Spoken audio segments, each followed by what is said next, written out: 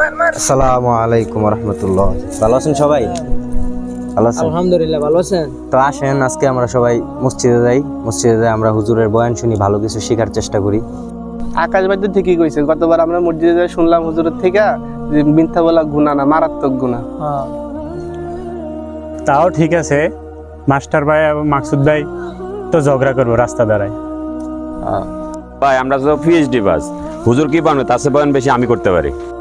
এই যে মাস্টার ভাই, আগে আউযুবিল্লাহ পড়া শিখেন, তারপরে বয়ান দিয়েন।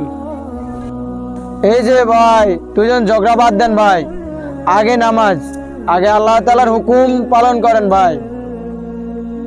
আসসালামু আলাইকুম ওয়া ওয়া আলাইকুম আসসালাম। আসসালামু আলাইকুম।